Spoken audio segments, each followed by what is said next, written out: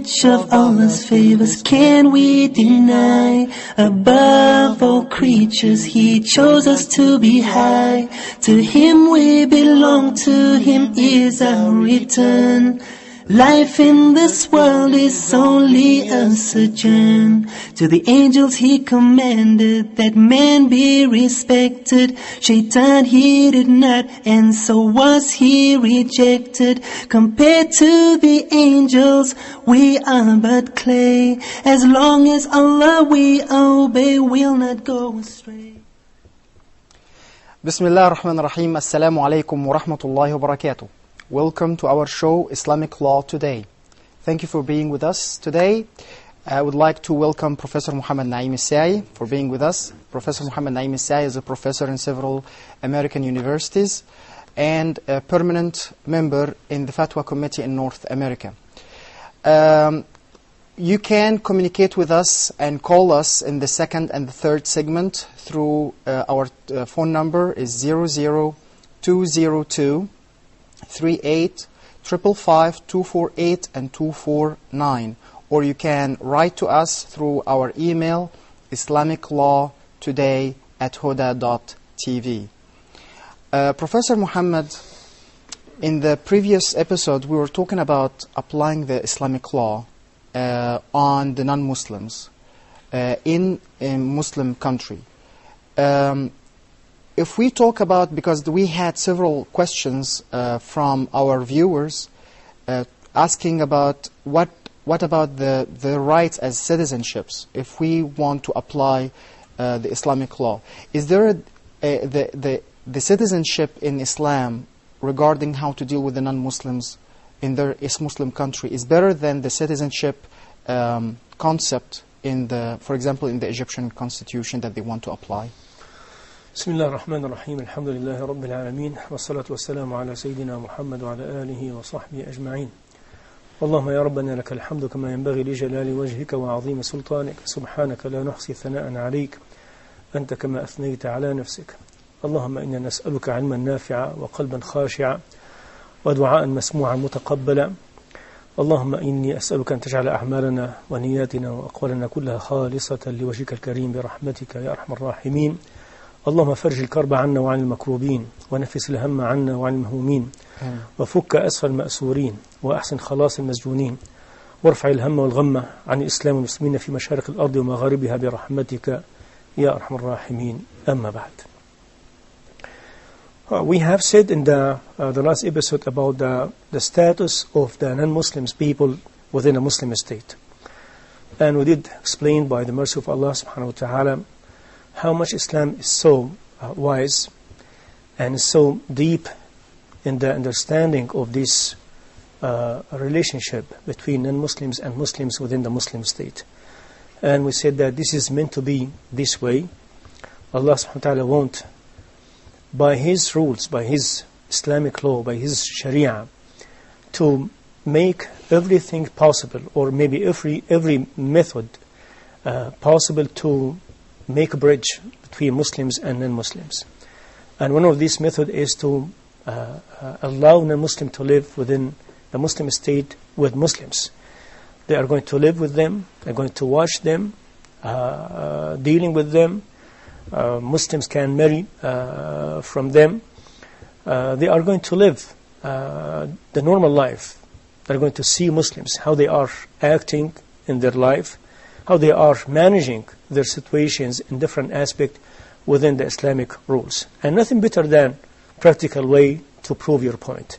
If you just keep maybe lecturing people and talking about Islam in different maybe channels, different maybe means, it is not enough. Nothing better than let someone come and maybe sit with you, maybe visit you, maybe live with you inside your home for maybe 10 days, 20 days, and let him see indeed and in practical way your normal life within the Islamic frame and Islamic rules. Indeed, the Prophet ﷺ did something like this before the full establishment of the Islamic State. When he was inviting some people and some non-Muslims, they approached the Prophet ﷺ and the Sahaba. They would like to come and get closer to Islam, to see Islam in a best way. So they were very welcomed. People, they came from Najran in Saudi Arabia right now. They were Christian.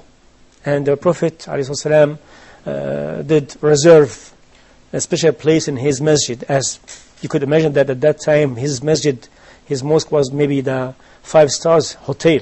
Yes. 5 stars maybe reception, maybe place for guests and special guests. So he reserved a special place in his masjid, in his mosque, sallallahu alaihi wasallam, to receive these people, the Christian people. And they spent weeks in his masjid, just watching Muslim, how they are praying, how they are doing, how they are sometimes having some beautiful talk after the Fajr prayer. And they normally, they leave the masjid sometimes to see the Muslims market, the Muslim people, how they act in their life. So after that they finish all of this, they agreed that Islam is so beautiful and so great, but they cannot announce their Islam yet at that moment. Prophet ﷺ did not make any kind of maybe harm or harsh maybe notice about their reaction to this, but he was welcoming them, and he did receive them in a very beautiful and generous way, and they left. And they go back. They did go back to their place where they came from. So this is meant to be this way. So non-Muslims are welcome to live with Muslims in their Muslim state, and they have the right to worship what they believe in. They have the right to practice their religion. They have the right to practice every aspect of life, to go to universities, college, and have to earn degrees, and to work and to open any kind of business. Muslims are allowed to deal with them. They are encouraged to deal with them, to show them Muslims' honesty, Muslims' fair deal. Unfortunately, we don't have a lot of this right now among Muslims themselves. وَلَا حَوْلَ وَلَا قُوَّةَ إِلَّا بِاللَّهِ. That's why, some new Muslims, when he came to some Muslim countries, what he would say. They usually say, Alhamdulillah, that I became Muslim before I met Muslims. Yes, exactly. Unfortunately, they say this. Yes. And that reminds us about what Sheikh Muhammad Abdu said a long time ago when he was visiting France. And he said, I did see Islam in France, I did not see Muslims. When he came back, he said that I did see Muslims, but I did not see Islam. This unfortunately is still going on. I ask Allah subhanahu wa ta'ala to change it. Allahumma ameen. So we could see Muslims and Islam in the Muslim countries. So people, they could see us. They could see Muslims in a best way, inshallah ta'ala. That's why I'm always encouraging Muslims, wherever they go, to be ambassador for their Islam. Wherever they go, to be the carrier of the message of Islam. Not just by talking, not just by maybe making some lecture or maybe some programs, in a practical way. Just be good Muslims, and Allah subhanahu wa ta'ala will deliver the message, inshallah ta'ala. Inshallah. So this is some of their right. Some of the right that they choose to keep their religion, or maybe they would like to change. They would like to be Muslims. They are more than welcome to become Muslims. But Islam is not allowing any Muslim or any Muslim authorities to force anyone to become Muslims. Even suppose someone would like to marry a Christian lady, he's not allowed to force her to become Muslim. Even Muslim scholars said it's not even wise to tell someone, well, I would like to marry me as a wife, and I would like to be your husband, you have to become Muslim first, so I cannot. It's better than that to say, oh, listen, maybe I love you, maybe you love me, yes, but I want you to become Muslim out of your belief. You have to believe in Islam. Yes. Because this is a good for you, this is good for you, good for me, good for everyone. So please don't do it because you love me. You have to do it for yourself. You have to do it for the sake of Allah subhanahu wa ta'ala. So this is some of the status for non-Muslim within the Muslim state. Now, very important issue you are just brought up to the surface of this episode, which is the issue of the status of non-Muslims. I keep hearing non-Muslims, Christians, Jews, especially those that are living in Arab countries, about the issue of عقد الذمة. عقد الذمة, when you are talking about Christians and Jews, they have a covenant, yes, to be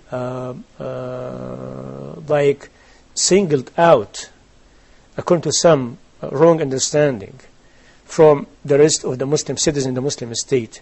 So they say we are non-regular citizens. Second degree, third degree, something like this, and that's why you give us the title of Ahlul Dhimma, the people of covenant. Yes. So we prefer, that's what they say, we prefer to be the people of citizens, the people of Egypt. We are Egyptian, we are Syrian, we are something like this. I'm always keep asking myself, which one is higher in its status, in its right, in its level? The status of people of covenant or the status of people of citizens?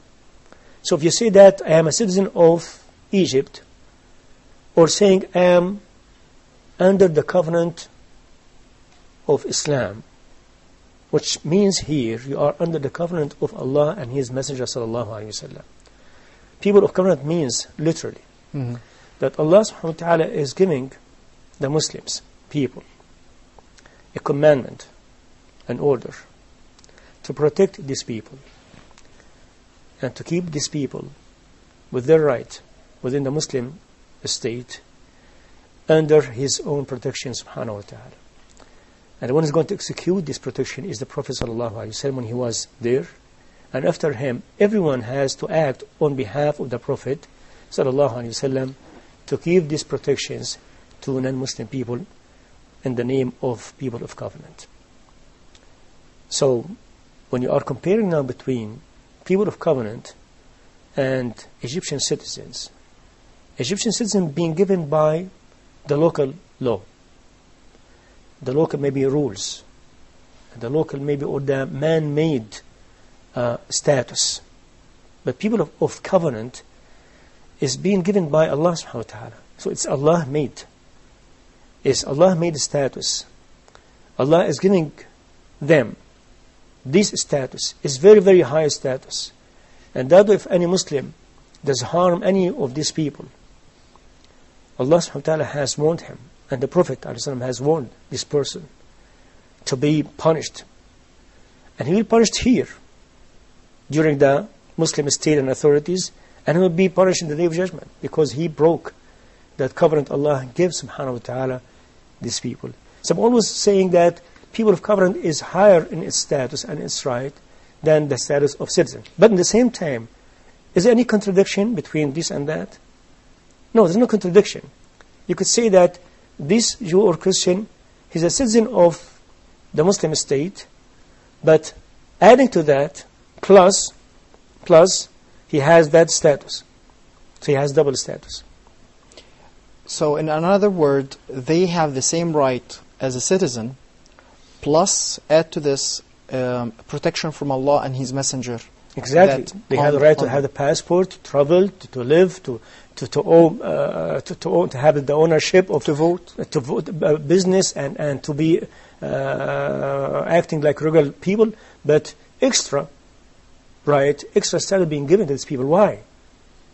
Someone asked this question: why they are being given extra status more than Muslims? Yes, if they are even and equal, then what is the need for this higher status? Because this is like your very special guest. Now, when you say guest, some people will not like. Yes. Right? Mm. The guest of God, subhanahu wa ta'ala. The guest of God, not the guest of the country. Yes. As if that this is a special group.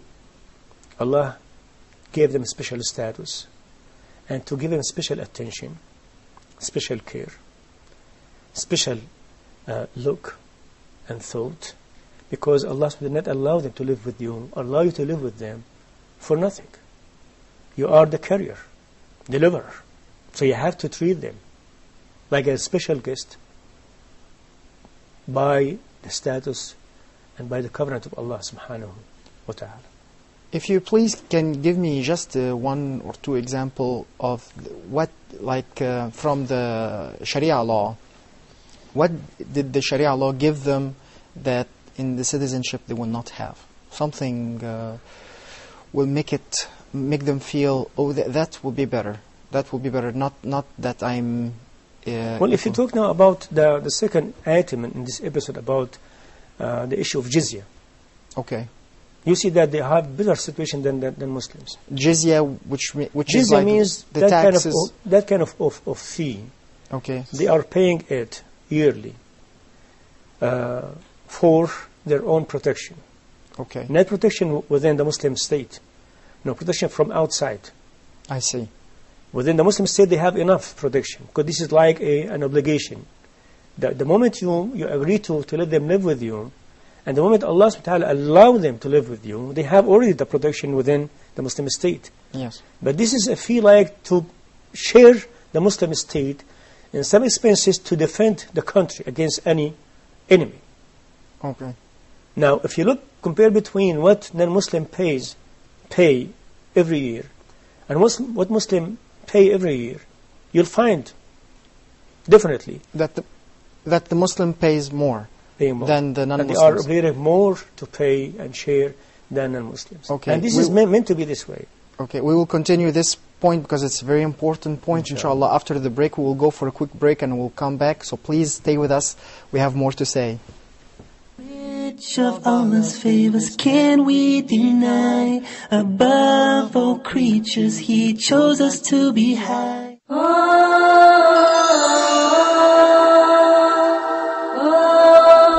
You have questions that bother you. What about issues of concern to you? Would you like to share things on your mind with us?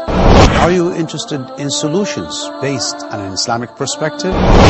Please join me live in Meet Your Advisor every Friday at 9 p.m. Mecca time, here on Huda TV.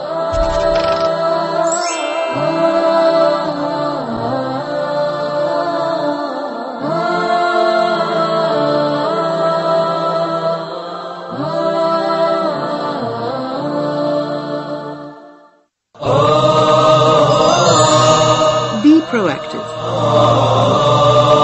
How to be proactive in Islam, how to serve our religion, how to serve our life. No, we want them to be proactive in matters that are related to their ummah, the true leader. And this is maybe we need to have this, okay, among us as Muslims. The true leader is the one who creates leaders. So the society at the time of Prophet Muhammad, peace be upon him, gave the chance for the children to blossom. Now who took the reward of this? The initiative of Ali bin Abi Talib. Ali bin Abi Talib took the reward because of his initiative. How long have you been passive? How much time have you lost in your life because of negativity? Learn how to take conscious control over your life. Set your goals and work to achieve them in an Islamic way. If you really love your wife, your children, your parents, your people, then you have to do your utmost. You have to do whatever you can in order to invite them to Islam. We are in need for this reminder. The main point is ikhlas, is sincerity, is what I want to get in the hereafter. Join Sheikh Haytham Al-Haddad and his host, Muhammad Abdurrahim, in this inspiring show. Which of Allah's favors can we deny? Above all creatures, He chose us to be high. Welcome back. Professor Muhammad, when we are talking about al-jizya and the taxes or the fees that the non-Muslims have to pay to have protection from the outside of the country.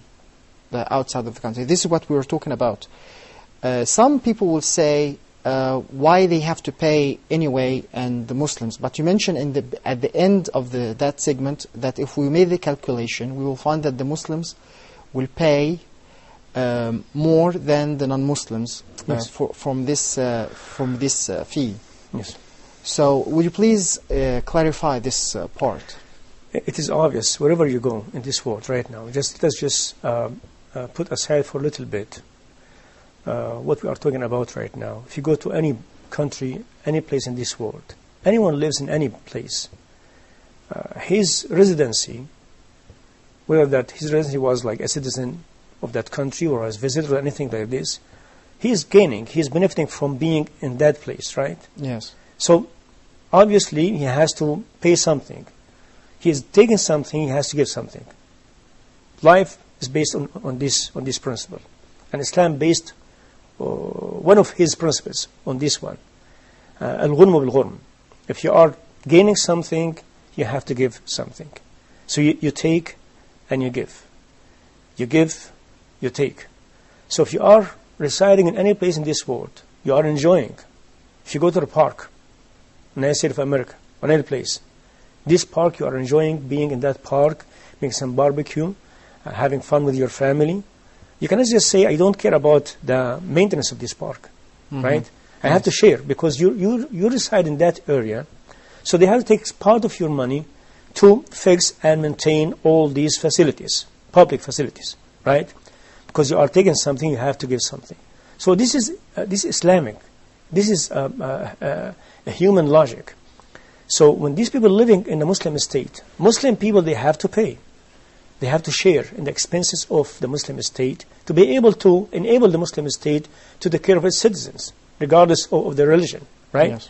So Allah subhanahu wa ta'ala categorized the people who are living in a Muslim state, Muslims and non-Muslims. Muslims are sharing in this principle by paying part of their money, 2.5, as a zakat. This is generally speaking.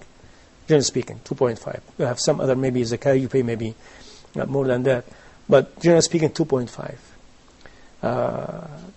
Non-Muslim people, they are paying, we call it jizya, long time ago. Yes. You could name it anything right now, because the Christian of Bani Taghlib, they are Arabs. They hate the word jizya. The word of jizya. They said that we are Arabs and we don't accept. We feel that it's like we are offended by having this title or this word. So Sayyidina said, it's no problem. Name it anything. Name it anything. So you could name it anything. If Egyptian Christian Copts in Egypt, because we have, as we said, we have Egyptian Copts Muslims. Yes. Because Egyptian, all of them, they were Coptic. Yeah. Most of them. Most of them. Generally speaking, again. Yes. So if you have Christian Copts and you have Muslim Copts, Christian Copts, they when they say, we don't like the word of jizya, because you are categorizing us as a second-degree citizen. Yes. Well, you are going to pay something, like Muslims, they are paying something. You don't like the name of jizya, don't call it jizya. Let the Muslim world don't call it jizya. Let the Muslims say, we are not going to say or call it jizya. We just say like tax, fee, yes, service cost, something like this. Yes. It's not a big problem. But the whole concept here that everyone has to share in the expenses of the services of this Muslim state or any state, because he is living, he is residing, he is enjoying his residency, so he has to share in this one. The other issue here that... But I have a question, I'm sorry for interruption.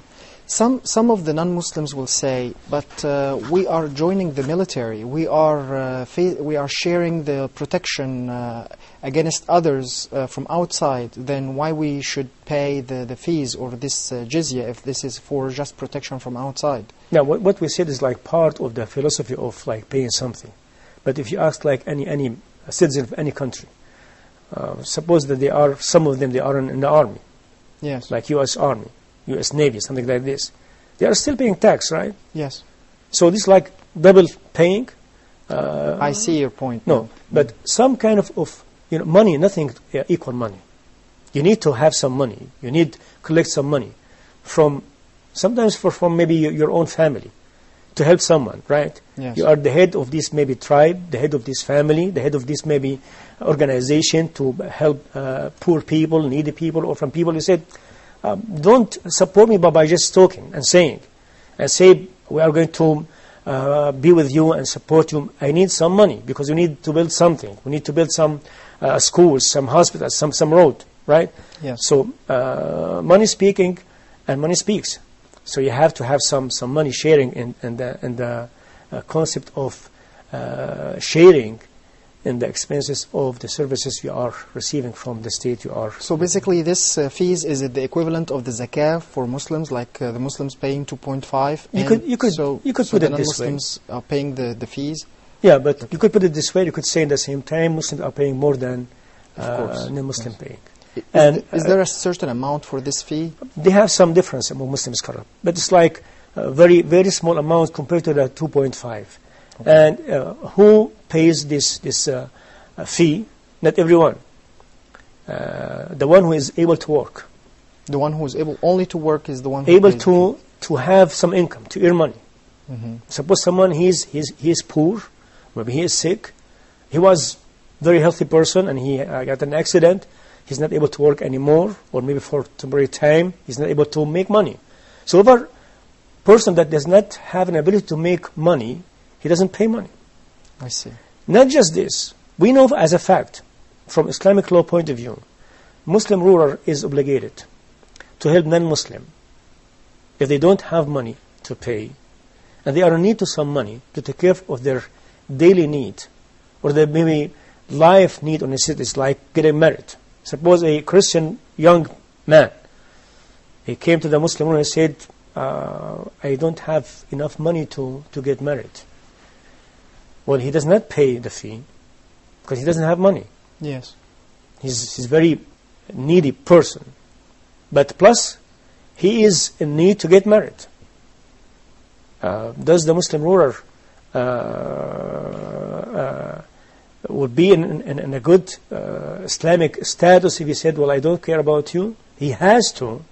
He must help that person. Mm. So part of the Muslim money, if you said like the treasury, Muslim treasury has to be covering, in part of it, the non-Muslims' need. Sick people, orphan lady, anything like this, to be covered by some of this Muslim treasury. I see. And it did happen in the Muslim history when Sayyidina Umar, he saw old man, he's like walking in the street, and he looks very, very poor, very needy, very, very, very sick. And he said, who is that person? He said, this is a Jew person or Christian person. He doesn't have money, he's very poor.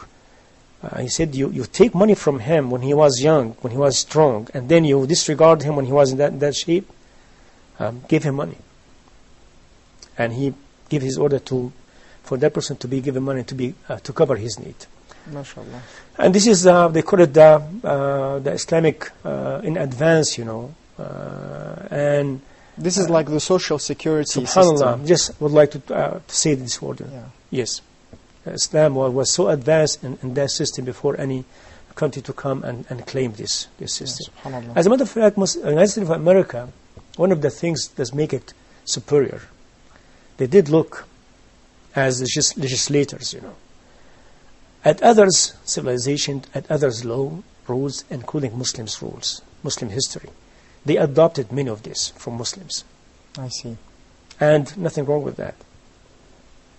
So this is like talking about the non-Muslims' status and some of their right with the Muslim state. Now, can we say now, are they allowed, just to clarify most of the important things regarding this issue, are non-Muslims living with Muslims in a Muslim state allowed to publicly say or act or practice whatever they believe, even if that was against Muslims' rules, Muslim principles and values?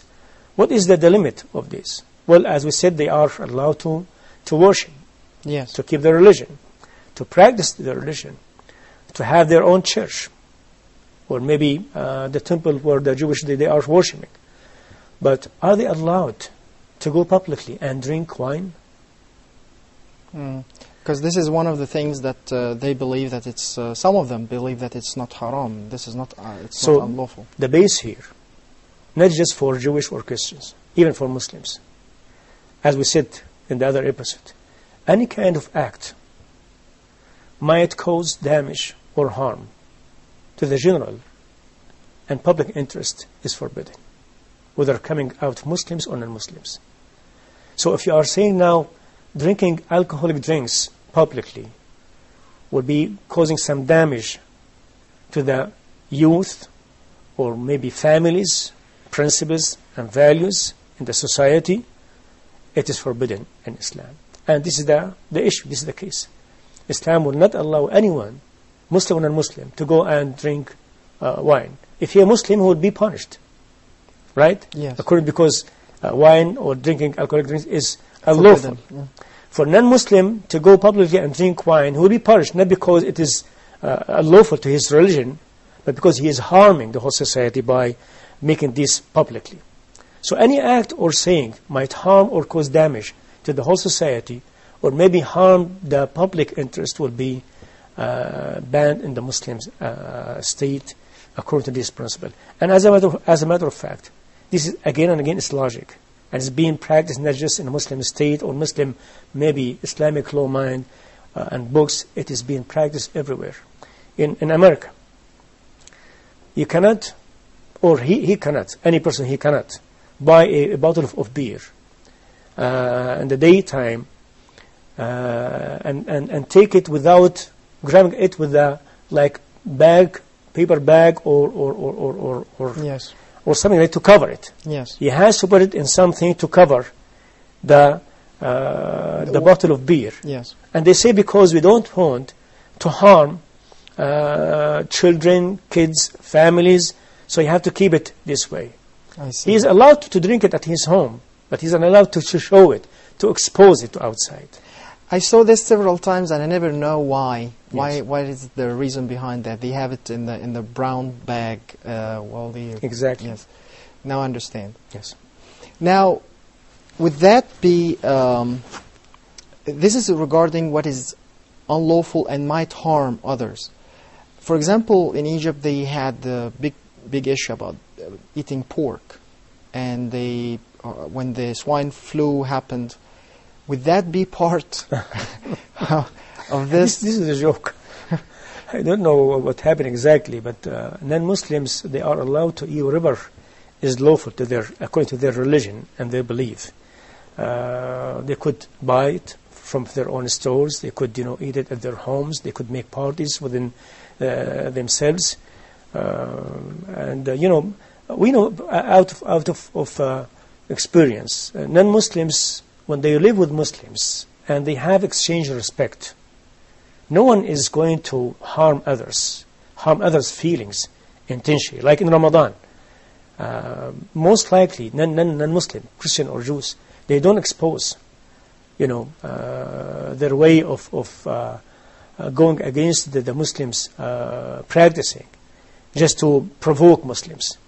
When you have this Islamic criteria, this Islamic moral, Islamic behavior, Islamic rules, principles and values, you will see that you are spreading not just your understanding, you are spreading the respect, spreading very gentle way of living together. So they are allowed to eat whatever is lawful to their religion, to drink anything is lawful to their religion, but they cannot, do anything publicly might harm the public interest and maybe public benefit. So the point here is about publicly. Yes. So they can drink if they want to drink at home. They can eat pig or pork at home, but they cannot do this publicly. Like, for example, in Ramadan, Muslims cannot eat or drink publicly in front of people while they're supposed to be fasting. Mm-hmm. This is true. Now, regarding this, because some people saying that if Islamic law is applying, that will force non-Muslims to escape from the country. But if we read the history, we will find when Islamic law was applying, there was still Christians or Jews in the country. So the existence itself of the non-Muslims in the country, I don't think it will be harmed if we apply the Muslim country or the Islamic law in the Muslim country. Now, if we agreed, as we said in the beginning, that this meant to be this way, to encourage Muslims and encourage non-Muslims, and both way you are encouraging each section for a certain goal, very high goal. You are inviting or encouraging Muslims to deliver the message in the best way. You are inviting or encouraging others, non-Muslims, to come and take a close look at Islam. I see. By seeing, watching, living together with non-Muslims. So this is like invitation for both sides, encouragement for both sides. And this is only by Allah subhanahu wa ta'ala. Allah is inviting both parties. I see. You know, if you read Al-Qur'an Al-Kareem, and you know, you read Al-Qur'an Al-Kareem, Alhamdulillah Rabbil Alameen, sometimes when you stop at one of the verses, you could notice and significantly what we are talking about. The whole issue is you are inviting. Yes. The whole issue that you are calling others, come to me. I would like to introduce myself to you. Introduce yourself to me. I would like to exchange. I would like to come together and somehow to be able to deliver the message. Benefit both of us. Benefit our country, our state. Benefit the whole mankind. قل يا أهل الكتاب تعالوا إلى كلمة سواء بيننا وبينكم ألا نعبد إلا الله ولا نشرك به شيئا ولا يتخذ بعضنا بعضا أربابا من دون الله. This is like invitation from Allah. All the people of the book, come, come and believe. Come and think we believe in the logic. And Allah subhanahu wa ta'ala put the details of this invitation. It's an invitation from Allah. قل يا أهل الكتاب تعالوا. You know, the word of ta'ala in Arabic language is very beautiful. Ta'ala. Come over. Let us do something. And that will maybe answer some accusation by many Muslim scholars, including myself. It's what they call it that interfaith activities, interfaith groups, interfaith maybe ceremonies. Each side, they stay at their belief. They are just cooperating with something they believe in to maybe help some general maybe interest or goals. But they forgot that they have disregard, especially Muslims. They did disregard the main mission Allah has created them for, subhanahu wa ta'ala. And they are not giving the others people their right. Okay, inshallah we'll go for a quick break. Please stay with us, and you can communicate with us. Call us at 00202 38555 248 or 249, or you can email us at islamiclawtoday@huda.tv. Please stay with us. Which of Allah's favors can we deny? Above all creatures He chose us to be high.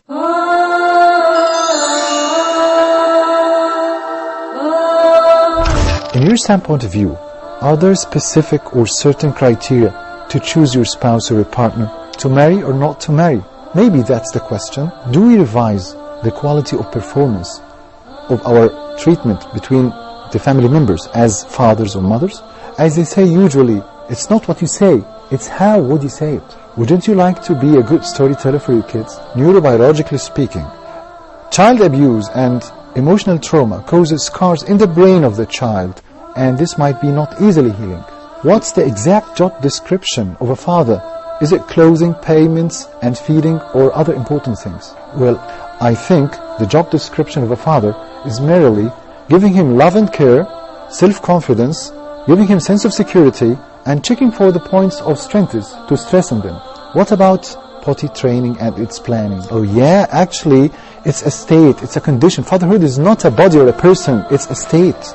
Are you a good or skillful designer for the policy and the long-term plans of the life of your kids? Join us every Wednesday for family issues.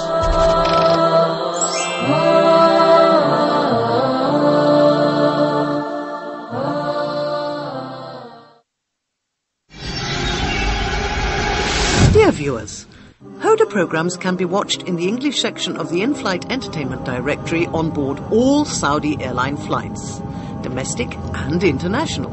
Sit back, relax and enjoy watching Huda's entertaining and enlightening shows on your trip. Huda wishes you a safe and successful journey. Huda, a light in every home. Which of Allah's favors can we deny? Above all creatures, He chose us to be high. Welcome back. Professor Muhammad, we will talk about the news of the hour. Of course, you have heard about what happened with Osama bin Laden. And you are laughing and you are smiling, which is very strange, feelings and reaction. Go ahead. It's mix-up feeling. Yes, it's a mix-up feeling, and because I know some people, I'm laughing because I know some people's reaction toward this topic itself, to make it publicly. Yes. Especially when it comes from two Muslim Americans. Yes, I understand exactly what come out of you out of this. Yes. So how did you receive the news? Well, first of all, unfortunately, again, Islamic law is the most absentee of the big event in this world right now. You could hear people from different background, different ideologies, different thought, different profession, analyze big event like this. But I'm talking about like big institute in the media field to bring some Muslim scholars to talk about this issue. They bring maybe actors, some maybe writers, different kind of profession. But I wish that CNN maybe, or CBS, to bring a real Muslim scholar to talk about this issue. First of all, we have to say that Osama bin Laden does represent an ideology. He does represent an ideology. Right. Does it fit in the Islamic law criteria, principles and values? We said that a long time ago. His ideology does not fit. Does not fit. We are talking about, generally speaking, about his ideology. Okay. Because sometimes you have an ideology mixed with falsehood, truth, wrong opinion, right opinions, Islamic, non-Islamic. You could have something like this, right? Yeah. So you could maybe shape the whole ideology with the final judgment by saying it is Islamic, it is un-Islamic. So I could say, from Islamic law point of view, his ideology, generally speaking, it is not Islamic, does not fit in the Islamic law criteria. Why? For many reasons. First of all, no one does have the right to declare war or declare jihad unless he is within the Muslim state and we have authority in that Muslim state.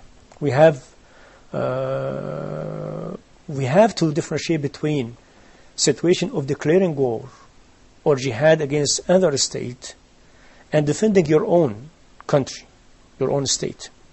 So if someone declaring war against other state, he cannot do that unless he is the Muslim ruler or is acting on behalf of the Muslim ruler.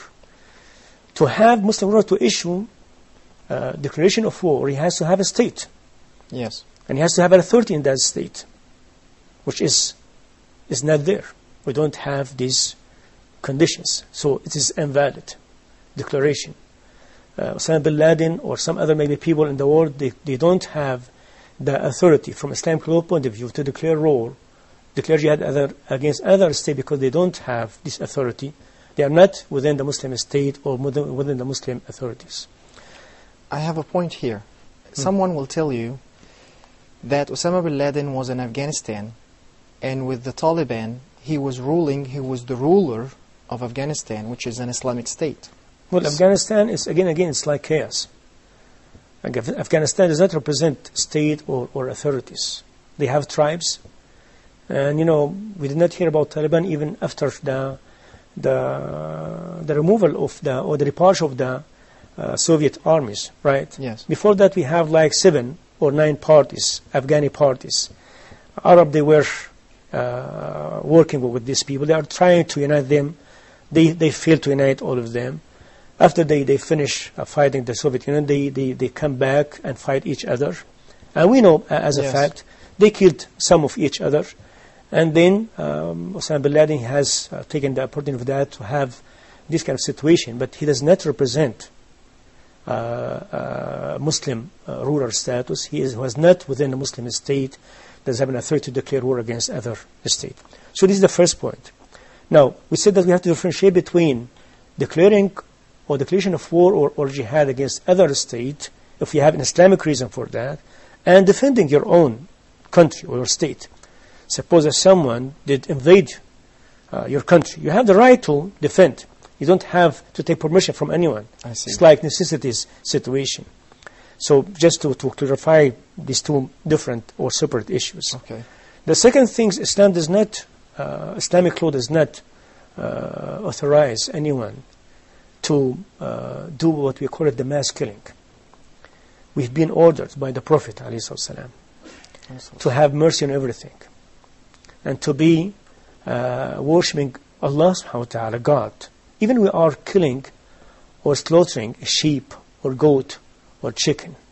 إن الله كتب الإحسان على كل شيء فإذا قتلتم فأحسنوا القتلة وإذا ذبحتم فأحسنوا الذبحة. If even you are killing a sheep to eat the meat of that sheep, you're being commanded to be so merciful, be nice. Yes. I could remember myself, maybe when I go to some farm in the United States of America, to where they are allowing that to happen, you know, to just slaughter a sheep, you have to give it a very special moment in his last, you know, moment in his life, wrap on his neck, let him lay down, talk something good to him, direct him to the Qibla, sharp your knife, and do it very fast, to not let him be you know, have the pain of the killing. This is just for like sheep or goat. Yes. So Islamic law does not authorize someone to have mass killing and to have this kind of big victims in one time. And this goes both way. For Muslims authorizing themselves to do something like this, and for non-Muslims to authorize themselves to do something like this. So mass killing is forbidden in Islam, whether coming from Muslims or non-Muslims, like throwing bombs in a town or village to kill children and women and maybe 100 people just because you are targeting one or two persons. It is not lawful in Islam. And as well, it's not lawful to kill even one innocent person. Exactly. So now the third point, so we said about Muslim state authorities, we talk about mass killing, now innocent people. The Prophet ﷺ, one of his principles at war, when he is able to declare war, don't kill women, don't kill children, don't kill old people. Sayyidina Abu Bakr Siddiq, when he was about just to let the army leave the town or the city, to remind them about the Prophet ﷺ, commandment, teachings, orders, rules, principles, morals. Don't kill. Don't kill. Don't kill. Don't cut a tree. Don't even animals. Subhanallah. So means here that you're always forbidden to kill anyone who does not raise weapon against you. Yes. Now, when someone said, "Well, but these people are living in the same country, and this country is fighting us," let us put this argument aside a little bit. The whole country is fighting us. Let us say that the whole country is fighting Muslims, country somewhere. That does not mean, from Islamic law point of view, to legalize yourself to kill innocent people, children, women, boys. Even at war, when the Prophet said, "Don't kill women," he was talking about at war. He was talking about the battlefield situation. That means, if you imagine that Muslims' army is fighting some other armies, and they are in the battlefield, and Muslim army, they found a woman, or kid, or old person. By the order of Prophet, they are not allowed to kill these people. They are at war. But you could ask yourself, what they are doing, these people at war, at the battlefield? What woman could do at the battlefield? Maybe she could able to support her husband, or maybe the armies, to give us some kind of maybe enthusiasm or something like this. But even though you are not allowed to kill women or children or old people. Which Unless they are raising the weapon against you. So this is like principles in Islam. These people they went totally against them. Yes. It is rejectable in Islamic law. MashaAllah. Unfortunately, we don't have much time for this. What is left is almost nothing. Do you have 1 minute? Even few seconds. So maybe next episode we'll talk about burying him in the sea. About Bin Laden, yes. We will talk, inshallah, next episode we will talk more about the death of Bin Laden and from the Islamic point of view. And I have more questions about breaking the treaty agreement between countries if there is a war or something like this. Inshallah. Thank you very much, Professor Muhammad, for being with us and sharing your knowledge with us. Dear respected viewers, inshallah, we will meet again next week. You can call us or communicate with us through our email, islamiclawtoday@huda.tv. Inshallah, we will try next week to answer your questions. Thank you for being with us. Wassalamu alaikum wa rahmatullahi wa barakatuh. Which of Allah's favors can we deny? Above all creatures He chose us to be high. To Him we belong, to Him is our return. Life in this world is only a sojourn. To the angels He commanded that man be respected. Shaitan he did not, and so was he rejected. Compared to the angels, we are but clay. As long as Allah we obey, we'll not go astray. As the best of His creation, only us did He deem. This for us is honor, this high esteem. His qudrat it is that cause winds to blow. He gives us provision so that we may grow.